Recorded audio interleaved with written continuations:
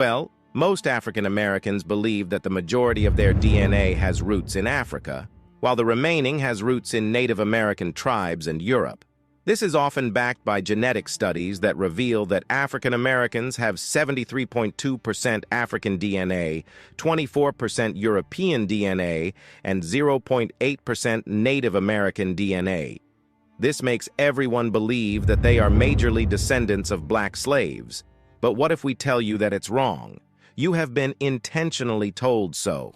In fact, studies reveal that about 98% of African Americans have Native American roots. So, why were you lied to and what do they want to hide?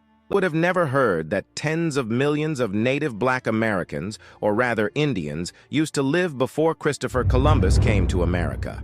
However, immediately after 1492, all of them disappeared. But where did they all go? Well, many were shipped to Europe and Africa as Indian slaves.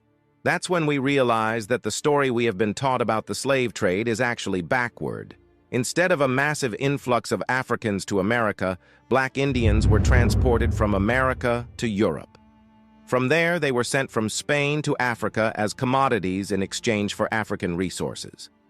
These black Indians, now mistakenly identified as African Americans, were later shipped back to America and labeled as African slaves. This crucial part of our history is often neglected in school curriculums. Every European nation that colonized North America exploited Indian slaves for construction, plantations, and mining. These slaves were frequently sent to outposts in the Caribbean and Europe. Historical records, particularly those from South Carolina, the original English colony of Carolina established in 1670, provide the most authentic documentation of this practice. Between 1650 and 1730, it's estimated that at least 50,000 Indians, possibly more, were exported by the English to their Caribbean outposts. Many shipments were concealed to avoid paying government tariffs and taxes.